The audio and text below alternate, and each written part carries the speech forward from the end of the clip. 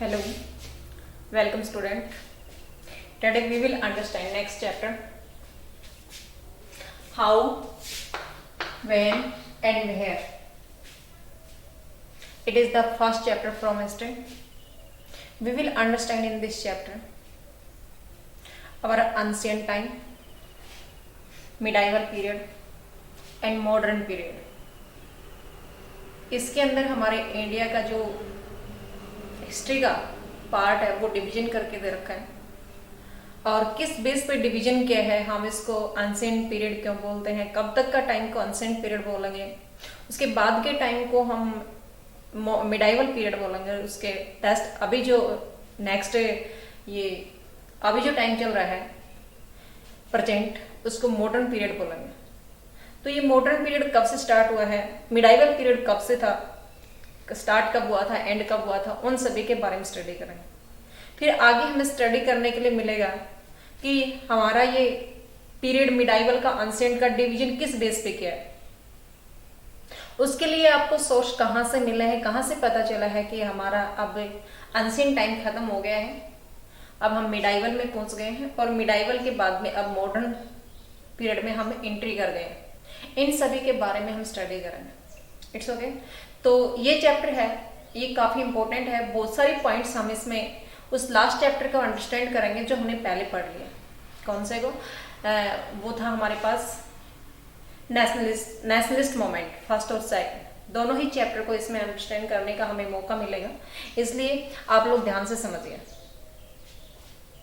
देखिए बेटा, अब हमने इसको हमारी हिस्ट्री को, इंडियन हिस्ट्री को 3 जगह डिवाइड कर दिया और 3 जगह डिवाइड करके हमने इसका नाम दे दिया एंशिएंट हिस्ट्री, एंशिएंट हिस्ट्री या एंशिएंट पीरियड। दूसरा नाम हमने दे दिया मिडाइवल पीरियड। अब हमें ये समझ आएगा कि हम इसको मिडाइवल क्यों बोलेंगे और किस टाइम से किस टाइम तक इसका मिडाइवल समय दिया गया है। और फिर हमारे पास आता है बेटा मॉडर्न पीरियड। It's okay. तो हमारे पास ancient history, it means early man की हिस्ट्री, ये हमने before the 16th century, before the 6th century, 6th century से पहले का जो समय हमारे पास चला गया है वो एंशिएंट हिस्ट्री में स्टडी करेंगे। यानी कि अर्ली मैन जो फॉरेस्ट एरिया में रहते थे, उनके पास लिवलीहुड का कोई सोर्स नहीं था, उनके पास एजुकेशन का कुछ सिस्टम नहीं था।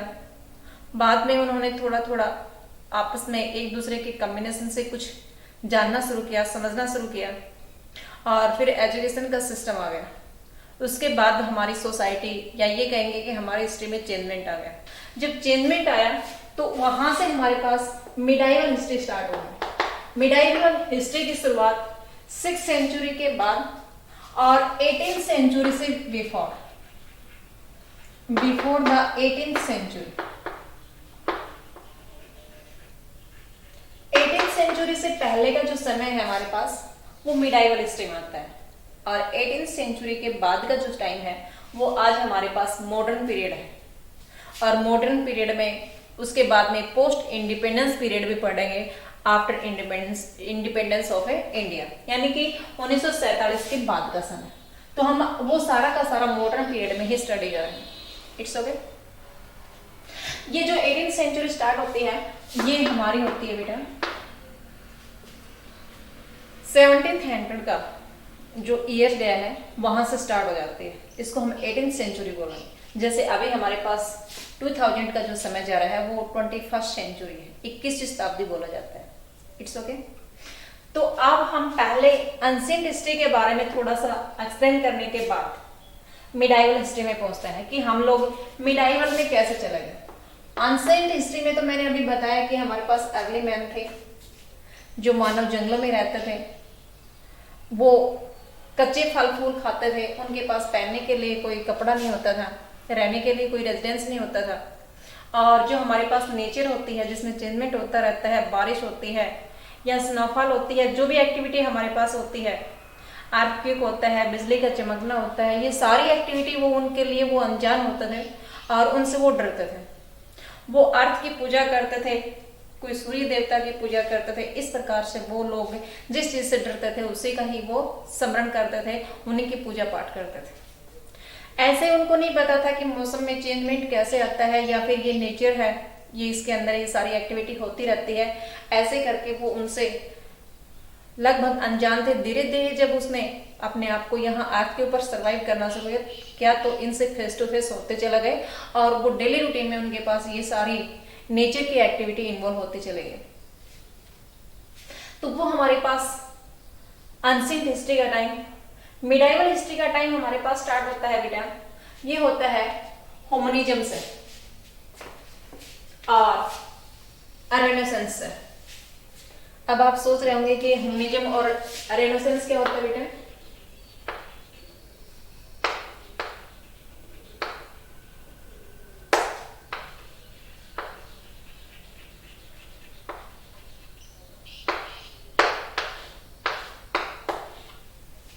रेनेसांस होता है, जैसे मैंने अभी बताया कि हमारे अर्ली मैन पूजा पाठ करते थे, अगर बिजली चमकती थी तो उससे भी वो डरते थे।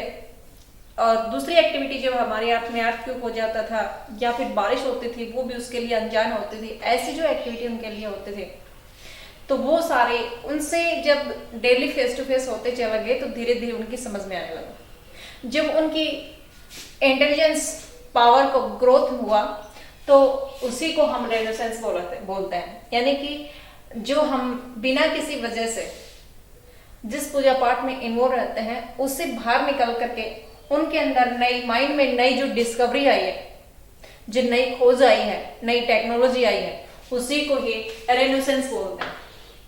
यानी कि पुरानी जो रीति रिवाज थी उससे बाहर निकल करके उनमें सोचने समझने की जो पावर है उसको रेनेसांस और होमनिज्म बोलते हैं।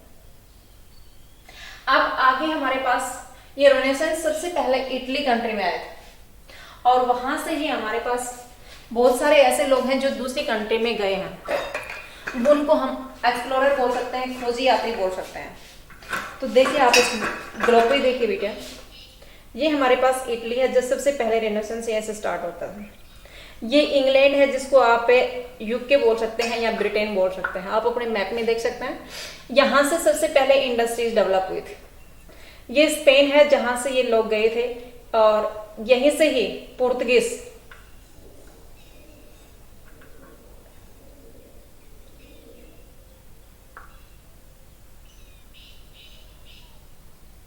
ये पुर्तगाल है बेटा। यहां से निकल करके हमारे इंडिया में देखिए ये यूरोप कॉन्टिनेंट्स है। यूरोप कॉन्टिनेंट्स में यहां से निकल करके क्रिस्टोफर कोलंबस पहुंचा था अमेरिका में। अमेरिका आप देखेंगे तो अमेरिका का जो एरिया है, यानी कि दोनों ही नॉर्थ अमेरिका और साउथ अमेरिका, ये जो एरिया है ये दुनिया के सारे कॉन्टिनेंट से कटा हुआ है, किसी के साथ इसकी कनेक्टिविटी नहीं है, तो इसके बारे में किसी को जानकारी नहीं दी। यहाँ से यूरोप कॉन्टिनेंट्स के लोग यहाँ से पास आउट हुए और सी रूट के माध्यम से वो यहाँ पे पहुंचे और अमेरिका को उन्होंने अमेरिका की खोज की। किसने? क्रिस्टोफर कोलंबस ने। ऐसे ही पुर्तगीज से हमारे पास यहाँ वास्को डी गामा चले थे, और ऐसे ही वो सी रूट को पार करके साउथ अफ्रीका कॉन्टिनेंट से नीचे से जा करके और ये इंडिया में पहुंचे थे। हमारे इंडिया में यहाँ पे कालीकट सी पोर्ट पे पहुंचे थे। तो कालीकट सी पोर्ट कहाँ है आप एक बार देखें।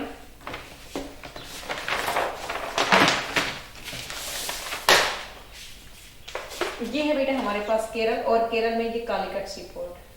कालीकट सी पोर्ट में पूरे south it means Africa continents को क्रॉस करते हुए सी रूट को पार करके और 1498 में वास्को डी गामा हमारे इंडिया में एंट्री किया।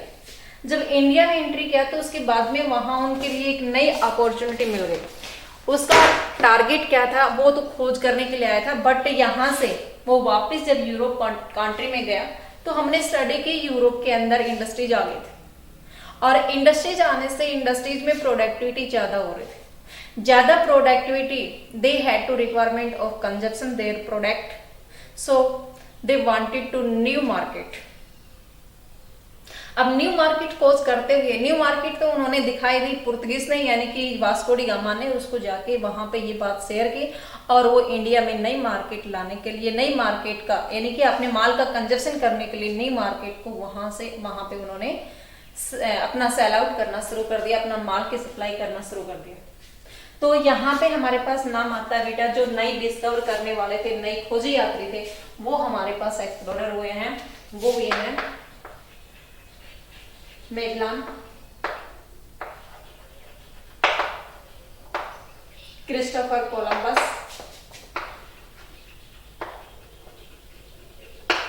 और वास्को डी गामा।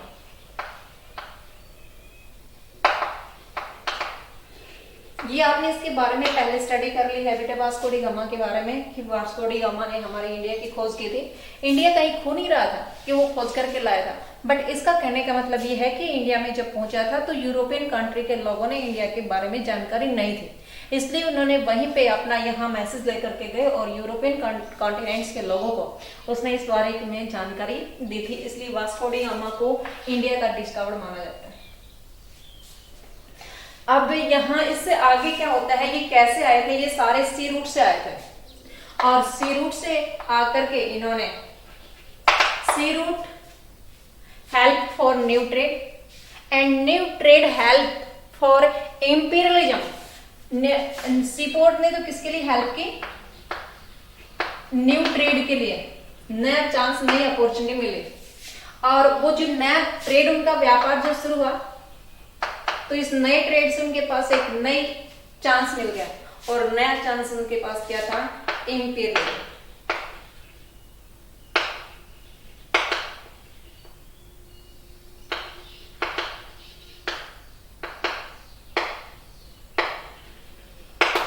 ओके, अब ये इंपीरियलिज्म जो था, इससे इंडिया को गुलाम बनाया गया। पहले इन लोगों ने व्यापार करने के लिए आए, और व्यापार करने के बाद ये जो इंडिया है, इस इंडिया में बहुत सारे ट्रेडर आ गए, पुर्तगीज, फ्रांसीसी, डच और अंग्रेज। अब ये सारे आने के बाद उनके अंदर आपस में माल की सप्लाई करने के लिए बार्गेनिंग होने लगी। कोई लो रेट के ऊपर कोई माल की सप्लाई करता, उसका परचेज हो जाता, और जो हाई रेट पे सप्लाई करता उसको इग्नोर कर दिया जाता। इंडिया के अंदर उनको माल परचेज, रॉ मटेरियल परचेज करना होता, तो उसको भी वो बार्गेन करके ही ले पाते हैं। इसलिए ब्रिटिश ईस्ट इंडिया कंपनी ने उन सभी को यहां से हटा दिया, फ्रांस, डच, पुर्तगीज सभी को यहां से निकाल दिया, और उसके जाने के बाद इन्होंने इंडिया को अपने कैप्चर में लेकर के उसको अपना डोमिनेट, उसके ऊपर अपना डोमिनेट सेट कर लिया। इट मीन्स इंपीरियलिज्म वहां पे स्टार्ट हो गया। इंपीरियलिज्म यानी कि जो कंट्री किसी बेस पे उनसे लो पड़ती है, चाहे इकोनॉमिक बेस पे बताइए लगाइए, चाहे पॉलिटिकल बेस पे, उसको अपने कैप्चर में करना ही उन्होंने इंपीरियलिज्म नाम दिया। It's okay. आगे हमारे पास आता है बेटा, इन सभी की जानकारी हमने कब पढ़ी, मिडाइवल पीरियड में पढ़ी। ये सारा मिडाइवल पीरियड की हिस्ट्री हमने स्टडी की है, और अब हम चलते हैं मॉडर्न हिस्ट्री में। मॉडर्न हिस्ट्री में क्या होता है वो सुनिए।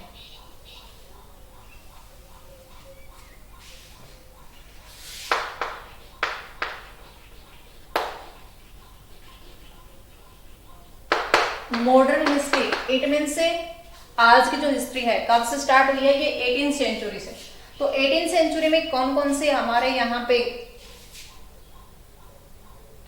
ये घटना दुर्घटना हुई है जिसके बारे में हम इसमें मॉडर्न हिस्ट्री के बारे में चर्चा कर सकते हैं। तो सबसे पहले हमारे पास इंडिया के अंदर प्लासी का वार हुआ था बेटा। प्लासी का वार कहाँ हुआ था, कैसे हुआ था, देखिए ये आज जो वेस्ट बंगाल हमारे पास है ये, और बांग्लादेश और बिहार, झारखंड, उड़ीसा, बहुत सारा एरिया ये इसमें एक स्टेट में हुआ करता था। और ये जो स्टेट थी ये काफी रिच स्टेट थी, और British East India Company wanted to get this state. For the development. इसलिए अपने कैप्चर में लेने के लिए उन्होंने यहाँ पे 23 जून 1757 को एक लड़ाई की, प्लासी की लड़ाई का नाम उसने दिया। ये प्लासी है जो वेस्ट बंगाल में है। यहाँ पे लड़ाई लड़े और लड़ाई करने के बाद इस एरिया को अपने कैप्चर में कर लिया। तो ऐसे सबसे पहले ब्रिटिश ईस्ट इंडिया कंपनी ने एंट्री कहाँ से की? वेस्ट बंगाल से। वैसे तो वो आ गए थे यहाँ पे 17वीं सेंचुरी में आ गए थे, सबसे पहले जहांगीर से परमिशन लेकर के यहाँ पे सूरत में उन्होंने फैक्ट्री लगाई थी गुजरात में, और यहाँ पे फिर उन्होंने किला बनाया, फोर्ट बनाया, यहाँ चेन्नई में भी बनाया। बट सबसे पहले कैप्चर करने वाली जो स्टेट थी वो बंगाल स्टेट थी। जो आज हमारे पास वेस्ट बंगाल है वो बांग्लादेश का एरिया, ये सारा बंगाल स्टेट में हुआ करता था और इसको कैप्चर में लिया इसने। It's okay. आगे क्या होता है बेटा वो सुनिए। प्लासी की लड़ाई 23 जून 1757, वार ऑफ ए प्लासी।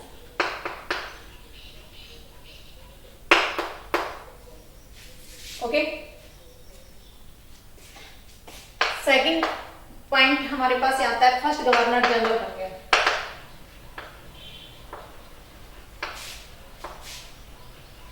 कौन? Warren Hastings. ये काफी इंपॉर्टेंट है बेटा, आपको याद रखना है। बाकी आगे कहीं भी पढ़ने के लिए, स्टडी करने के लिए आपको ये पॉइंट्स नहीं मिला है, और कंपटीशन में इसमें काफी इसके बारे में चर्चा होती है। First governor general Warren Hastings था।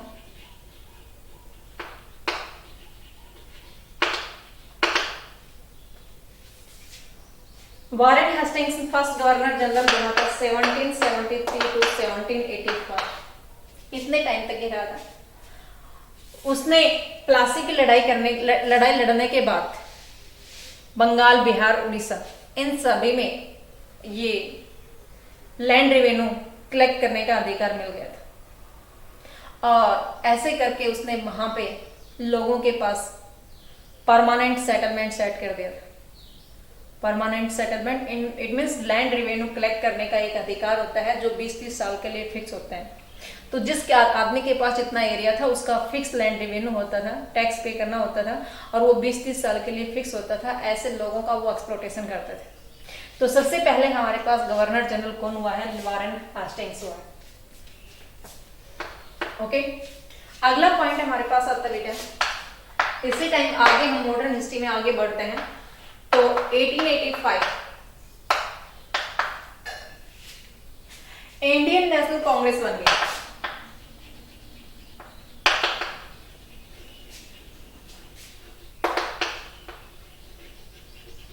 ये इंडियन नेशनल कांग्रेस, आज जो हमारे पास कांग्रेस पार्टी है जिसका साइन हाथ है, वो ये इंडियन नेशनल कांग्रेस बना दी थी। और ये ब्रिटिश ईस्ट इंडिया कंपनी के लोगों के द्वारा सेट की हुई ऑर्गेनाइजेशन था। इसका पॉलिसी बनाने के लिए इसके पीछे एक पॉलिसी थी कि ये जो कांग्रेस के लीडर हैं, इसमें शुरुआती समय में हमने लास्ट उस चैप्टर में पढ़ लिया नेशनलिस्ट मूवमेंट में, तो उसके अंदर हमने पढ़ा था सुरेंद्रनाथ बनर्जी, गोपाल कृष्ण गोखले, सुब्रमण्यम अय्यर आदि जो लोग थे, उन लोगों ने कांग्रेस पार्टी के में अपनी मेंबरशिप ली थी, और वो हमारे इंडिया के लोगों को उसके अंदर अपने अपनी कंप्लेंट भेजने के लिए अधिकार दिया था कि कोई भी आदमी यहाँ से उनके प्रॉब्लम्स को सुनता रहेगा और वो ब्रिटिश ईस्ट इंडिया कंपनी के पास शेयर करता रहेगा। इसके बारे में भी स्टडी हमने लास्ट चैप्टर में स्टडी कर लिया। अगला हमारे पास पॉइंट आता है बेटा 1905 का बंगाल का पार्टीशन। जो बंगाल अभी हमने स्टडी की कि बंगाल एक ही स्टेट हुआ करती थी, ये वेस्ट बंगाल और बांग्लादेश। अब आप इसमें देखें, ये आज हमारे पास वेस्ट बंगाल है, ये हिंदुओं का स्टेट है, और ये हमारे पास जो स्टेट है ये मुसलमानों का स्टेट है। इट मीन्स यहाँ जो बांग्ला कंट्री है, बांग्लादेश है, उसके अंदर मुसलमान है और यहाँ पे हिंदू है। तो उन्होंने एक पॉलिसी लगाई, divide and rule. Divide and rule का मतलब क्या है कि बांटो और राज करो, इनको बांट दो, हिंदू अलग हो जाएंगे, मुसलमान अलग हो जाएंगे, इनको डिवाइड कर दो और यहाँ पे आप खुद राज करते रहिए। अगर ये यूनिटी में रहेंगे तो ये हमारी तरफ ध्यान देंगे, और आपस में लड़ते रहेंगे तो हम इससे बचते रहेंगे। इसलिए उन्होंने बंगाल का पार्टीशन कर दिया, किसके लिए? डिसयूनिटी के लिए। किसने कर दिया? लॉर्ड कर्जन ने।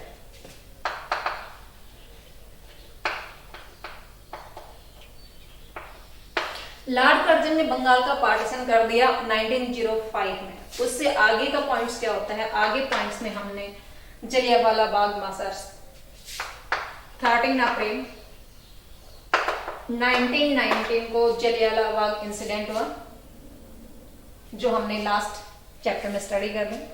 उससे आगे क्या होता है? गांधी इरविन पैक्ट, मार्च 1931 को गांधी और इरविन के बीच एक समझौता होता है, जो गांधी इरविन पैक्ट के नाम से जाना जाता है।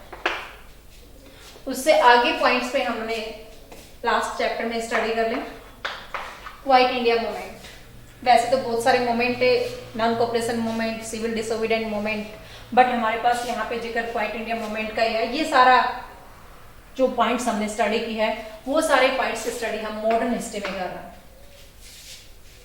क्वाइट इंडिया मूवमेंट कहां से स्टार्ट होता है? मैंने वैसे आपको बताया था बेटा,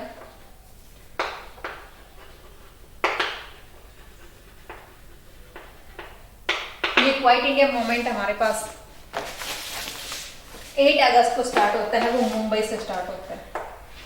भारत को छोड़ने के लिए, अंग्रेजों को भगाने के लिए ये लास्ट मूवमेंट महात्मा गांधी ने स्टार्ट किया था। इसके बाद अंग्रेज यहां से चले गए। It's okay. और उससे 3 जून 3 जून 1947 में हमारा जो लास्ट गवर्नर जनरल था Mountbatten, governor general Mountbatten announced for the partition of India. It means से पाकिस्तान एंड हिंदुस्तान, 2 स्टेट बना दिए। और 14 अगस्त को आज पाकिस्तान अपना इंडिपेंडेंट डे बनाता है, और हमारा इंडिया है वो 15 अगस्त को बनाता है। वो 14 अगस्त को, हम 15 अगस्त को इंडिपेंडेंस डे के रूप में सेलिब्रेट करते हैं। It's okay. तो ये हमारे पास मॉडर्न हिस्ट्री आती है। मॉडर्न हिस्ट्री आने के बाद आगे, अभी हमने अपनी हिस्ट्री को 3 जगह डिवाइड किया है। किस किस में? एंशिएंट, मिडाइवल और मॉडर्न पीरियड।